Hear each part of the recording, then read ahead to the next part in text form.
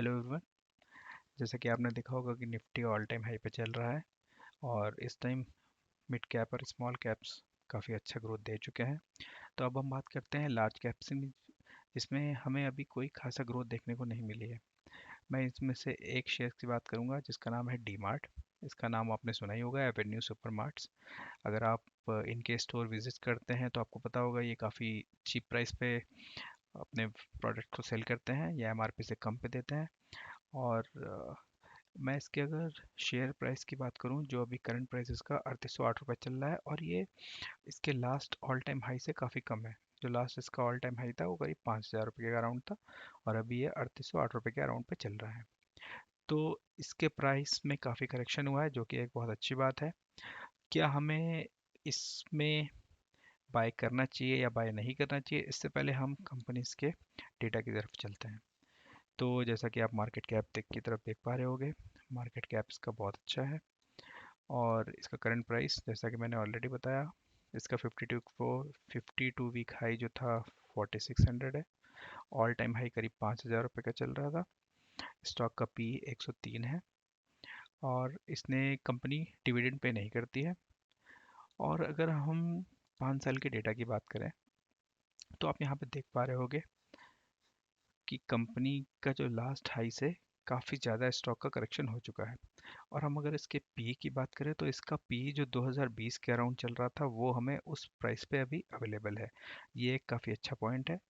अगर आप इसके कंपटीशन की बात करेंगे तो आप यहाँ पे देख सकते हैं कि ज़्यादातर के जो पी हैं, जो ज़्यादातर बड़े ब्रांड्स हैं, आप उनको चेक करिए। ट्रेंड हो गया, मेट प्लस हो गया, और उन सब का पी करीब इसी के अराउंड चल रहा है। इसका एवेन्यू सुपरमार्ट्स का पी ज़्यादा बड़ा होने का रीज़न यही है कि काफ़ी ग्रोथ दे चुकी है कंपनी। और अगर आप इसके प्रोस की तरफ ध्यान देंगे तो कंपनी में कोई डेप्ट नहीं है। कंपनी काफ़ी अच्छा प्रॉफिट ग्रोथ दे रहा है और कंपनी का जो सेल्स ग्रोथ है 33% है ओवर ऑफ लास्ट 10 ईयर्स। और कॉन्स की तरफ ध्यान देंगे तो stock is trading at 15.4 times it's book value, जो कि लगभग हर बड़े स्टॉक्स का यही सीन रहेगा।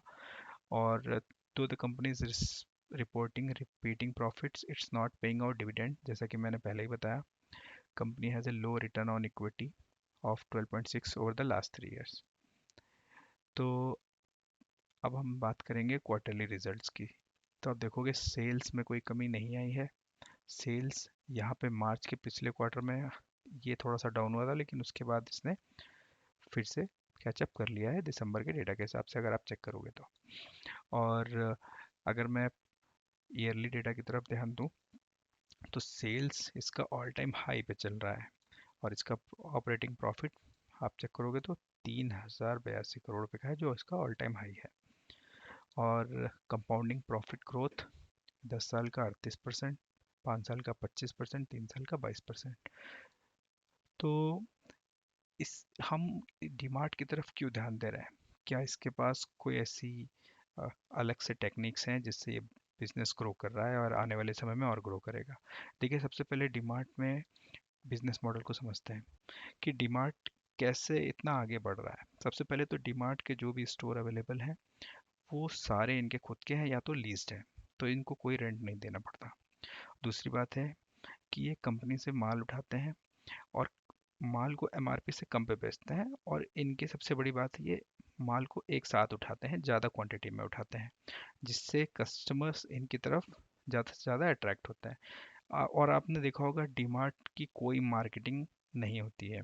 आपने कभी इसके टीवी में एड्स नहीं देखे होंगे, या तो कहीं भी किसी तरीके के एड्स आपने ना शॉर्ट्स में देखे होंगे, या कहीं भी आप इंटरनेट यूज़ करते हैं, बहुत ही रेयर अगर आपको कोई ऐड दिख जाए इंटरनेट पे तो डीमार्ट का आपने कहीं देखा हो। तो इससे हमें क्या देखना चाहिए कि कंपनी अपना मार्केटिंग के बिना इतनी अच्छी ग्रोथ बनाई हुई है। इवन कंपनीज डीमार्ट को पे करते हैं अपफ्रंट वैल्यू कि उनका जो स्टॉक है वो फ्रंट पे रहे। इवन डीमार्ट अपने खुद के प्रोडक्ट्स भी बनाता है। तो इससे आने वाले समय में हम देख सकते हैं कि डीमार्ट का प्राइस इंक्रीज होगा और ये काफ़ी हद तक अपने पुराने लेवल को ब्रेक करेगा। देखिए, लार्ज कैप में हमें ये चीज़ ध्यान रखनी पड़ती है कि स्टॉक्स की वैल्यू बहुत धीरे धीरे बढ़ती है। अगर ये आपको लगता है कि 1 महीने या 2 महीने में ग्रोथ दे देगा, ऐसा नहीं होगा। हमें 1-2 साल का पीरियड अपने पास रखना चाहिए जब हम ऐसे लार्ज कैप स्टॉक्स की बात कर रहे हैं। ये हमें काफ़ी अच्छा रिटर्न दे सकते हैं लॉन्ग टर्म के एरिया में, और हमें हो सकता है तो इसको बाय करके कंसोलिडेट करते रहना चाहिए अपने स्टॉक्स में। ये मेरी तरफ से कोई बाय रिकमेंडेशन नहीं है, प्लीज़ अपने फाइनेंशियल एडवाइज़र से संपर्क करें। Thank you for watching.